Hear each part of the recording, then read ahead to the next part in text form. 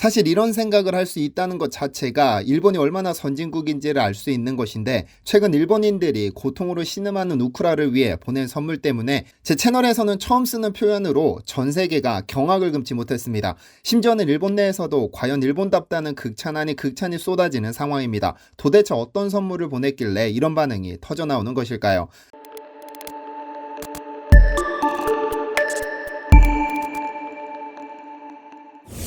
안녕하세요, 디스멘털입니다.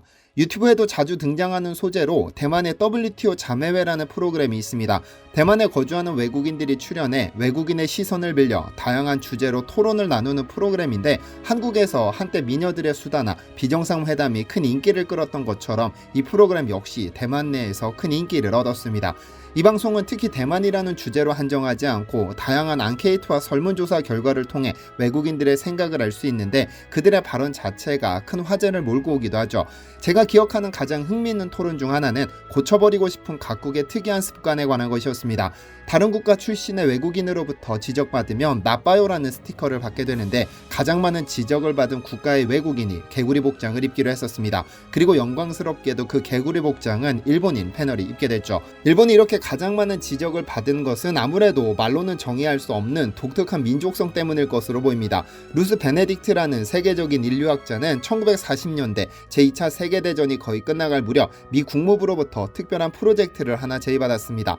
일본에게 승리하려면 그들이 어떤 민족인지 파악해야 한다면서 2년간 일본인의 행동을 연구해달라는 제의를 받은 것이죠. 그리고 2년 뒤 1946년 그녀는 The Chrysanthemum and the Sword: Patterns of Japanese Culture 이라는 책을 발간합니다. 이 책은 한국에서 국화와 칼이라는 제목으로도 출간되어 일본을 이해하는 고전 중의 고전으로 널리 읽히고 있는데요. 이 책의 첫 장에서 그녀는 일본은 이제껏 미국이 전쟁에서 만나 싸운 적 중 가장 이질적이다. 이제껏 싸운 그 어떤 전쟁에서도 저렇게 극도로 다른 행동과 사고 습관을 고려할 필요는 없었다라고 쓰고 있습니다. 그녀는 일본인들은 아주 독특한데 그것을 정의할 수 있는 단어가 존재하지 않는다. 그저 일본스러울 뿐이다라고 강조했습니다. 그만큼 그들의 생각과 사고방식이 이제껏 본 적 없을 만큼 특이하다는 것이죠. 그러나 그러한 독특한 사고방식은 현재에도 남아있는 것일까요? 최근 일본에서는 전 세계 그 어떤 국가도 생각하지 못한 바람이 불고 있습니다. 우크라이나 사태에 대해 푸틴의 결정이 틀렸고 무고한 시민들의 희생을 부른 것은 죄악이라는 공통의 인식하에 그들을 도와야 한다는 인류애적인 유대감이 형성되었습니다. 그리고 이는 지극히 평범한 사람이 할 수 있는 생각이지만 몇몇 일본인들은 남들이 하지 않는 방법으로 마음을 치유해주고 싶은 모양입니다. 바로 종이학으로 그들의 마음의 상처를 치유해주려고 하는 것이죠. 지난 12일 일본의 아사히 신문은 일본 사이타마현의 한 장애인 취업지원센터 회원들은 지난 25일 마음으로 응원하기 위해 우크라이나 대사관에 종이약 4,200마리를 전달할 예정이다라고 보도했습니다.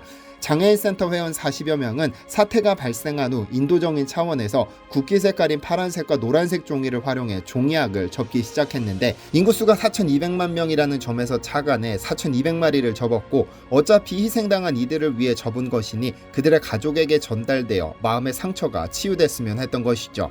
그런데 이 소식이 가장 먼저 전해진 일본에서는 어마어마한 비판이 쏟아졌습니다. 일본의 대형 커뮤니티 2채널을 창립한 니시무라 히로유키는 1000마리 종이약이라든가 쓸데없는 짓을 해놓고 자신이 좋은 일을 했다고 느끼는 것은 부끄러운 일이라는 것을 알아주길 바란다.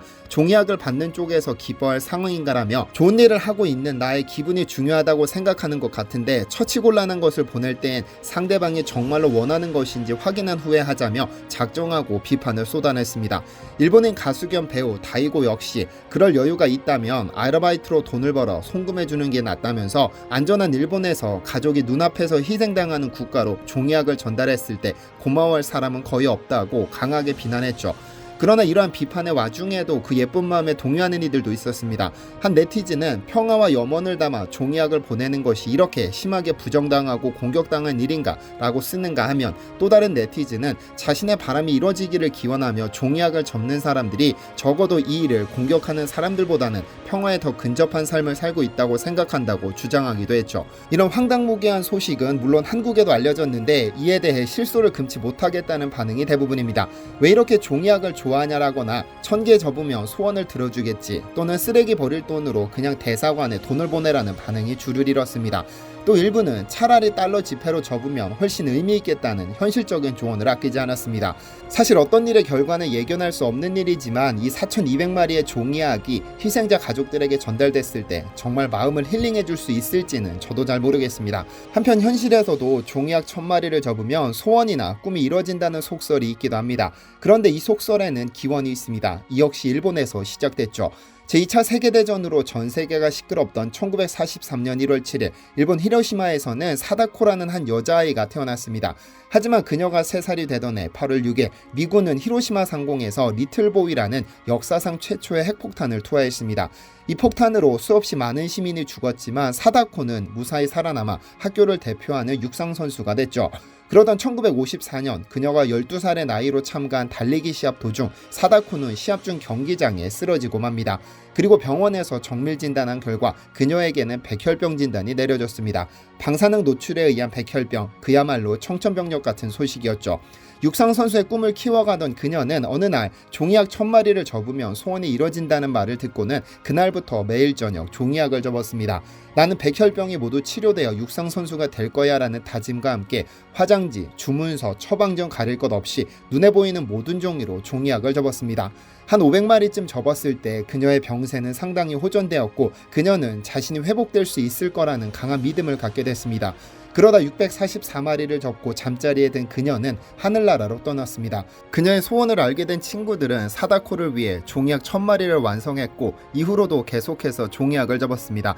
친구들은 이 종이약을 판매해 생긴 수익금으로 원폭 피해를 입은 피해자들과 후유증으로 고통받는 아이들을 위해 기념동상을 세우겠다는 목표를 세웠고 결국 이렇게 정성껏 접은 종이약을 팔아 1958년 히로시마 평화공원에는 우리의 외침, 우리의 기도, 세계의 평화가 새겨진 사다코의 동상이 세워졌습니다. 이후 이 동상은 반전, 반핵의 상징으로 떠올라 미국에도 동상이 세워졌고 미국 어린이들이 추가 건립을 위한 모금운동을 펼치기도 했습니다. 이 사다코의 이야기는 전 세계로 퍼져나갔고 지금 현재도 전 세계 수많은 아이들이 종이약을 접어 히로시마로 보내고 있는데 연간 1,000만 마리가 넘는다고 합니다.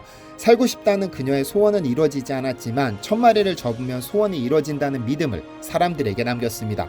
그러나 아무리 그렇다 한들 가족들이 희생당한 피해자들에게 이 종이약을 접어 보내는 것이 위로의 효과가 있을지는 잘 모르겠습니다.